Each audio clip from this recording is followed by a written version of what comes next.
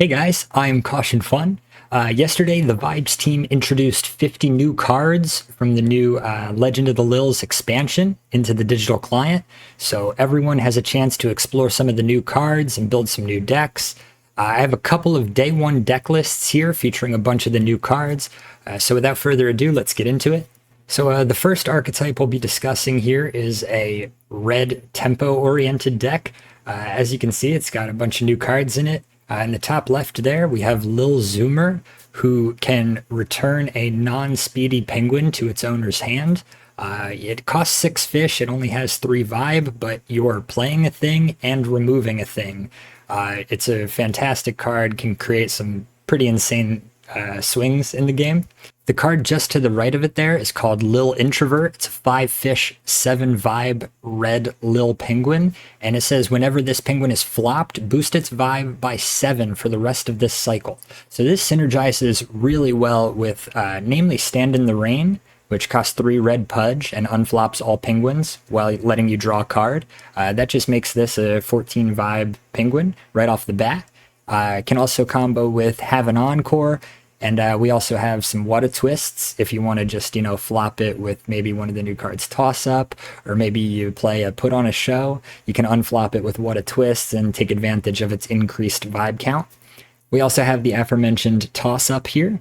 TossUp is a 1 pudge action. It says flip a coin. If heads, draw a card. If tails, return this action to your hand.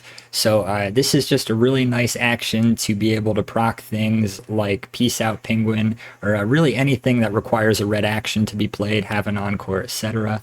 It either replaces itself in the form of a draw, or it replaces itself by returning to your hand. So you always have something that can proc those aforementioned cards there. This deck also features 3 LilDaydreamers. It's a 3 fish, 3 vibe red Lil penguin with an act ability that says choose a penguin with vibe 3 or less, ice that penguin, and ice this penguin.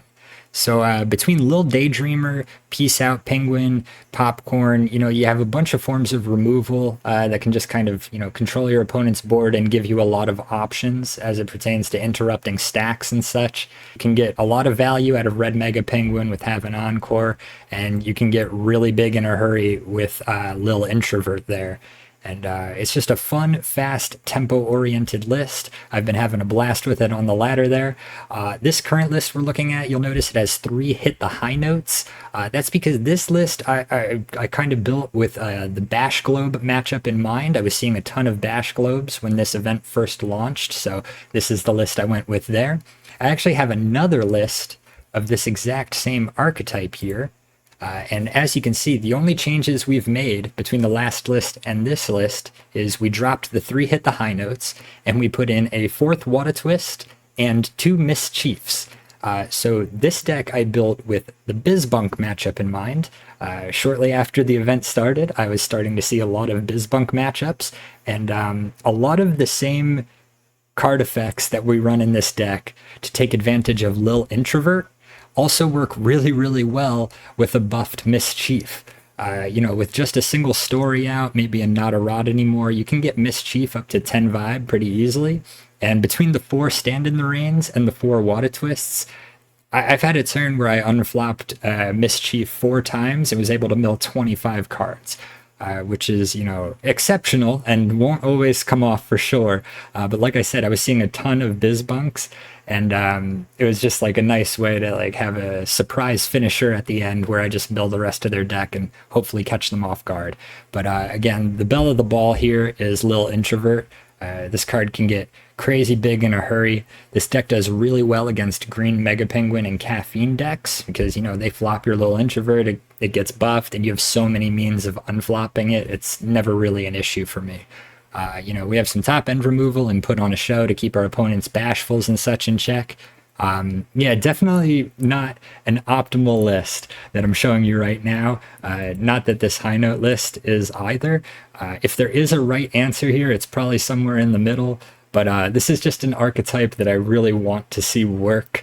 LilIntrovert with StandintheRain, the synergies there, I feel like there is definitely something there. So if you give this deck a try, feel free to tweak things as you see fit. And most importantly, let me know how you do with it. I really want to see this archetype succeed.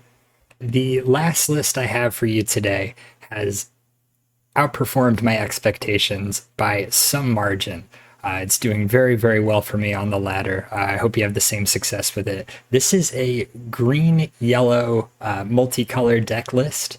We're mostly taking advantage of the yellow penguins effects, and we're taking advantage of green actions to, help control the game and finish it off at the end there.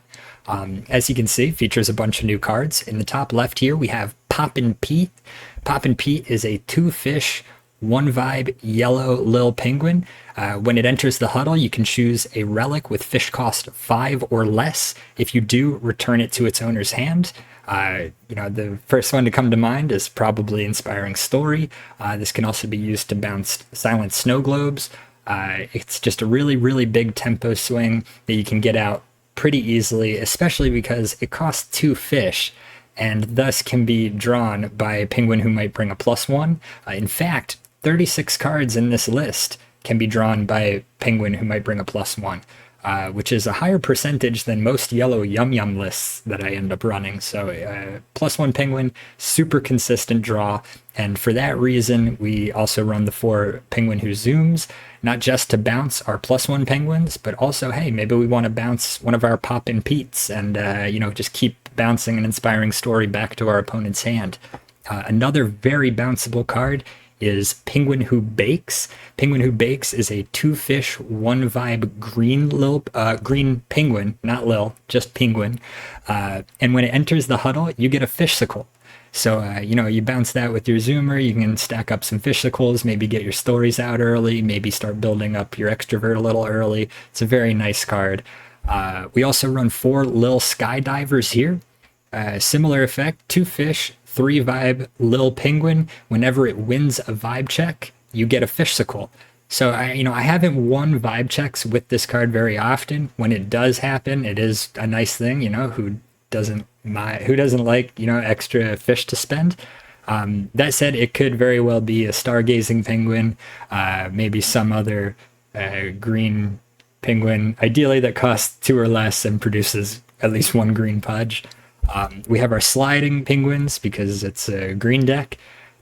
We have PenguinWhoseGardenGrows, drawable by +1 penguin, can get buff. We have green's latest tool, LilWhoBlooms. That's just a 1-drop, 2-vibe green penguin. Green was really missing a 1-drop in my opinion. Just being able to go wide quickly definitely helps you get more consistent WalktheRunways off, and also enables LucaSavesthePenguins on a level we haven't seen before, quite frankly. In previous metas there, green had a really, really hard time sticking 5 pudge on the board. That said, between all the fishsicles that you build up, the extra draw that you get off of +1 penguin, and the 1-drop in LilWhoBlooms, LucaSavesthePenguins is a little scary in how consistent it is, if I can be honest with you. Most of the deck is hovering at that 2 or less mana mark, which is always nice for playability's sake. It's very hard to brick with this list. And for our big threats, we have 4 extrovert penguins, and we're going to further buff those with our 3 inspiring stories, which match up well with our popcorn penguins. And essentially you want to stick an extrovert penguin as quickly as you can. You want to spam as many little fellas on the board as you can, while hopefully maintaining a bit of control over your opponent's board state. And by the end game there, hopefully you can get in a situation where your extroverts are just winning vibe checks on their own at 14 or more permanents. And if need be, you can race out to 13 permanents, and if you can stick 5 green pudge on the board, you can win from 13, which is, really excellent in any meta, but especially maybe a slower one as people are really figuring out how the different cards and decks work, etc. Like I said, with all that in mind, this deck has been performing really, really well for me. I think I'm 9-1 just today with it. It's made for some really fantastic finishes as well.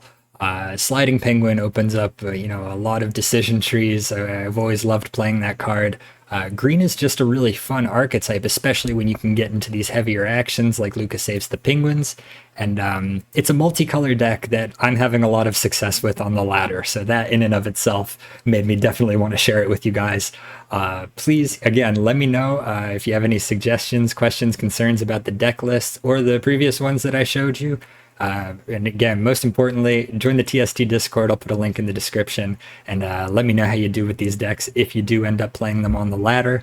I'll also put the deck codes in the description below, so you can just import them into your client, and hopefully we can have some mirror matches on the ladder. Thanks for checking out these day 1 decks from the Legend of the Lils event, and good luck on the ladder. Until next time, take it easy.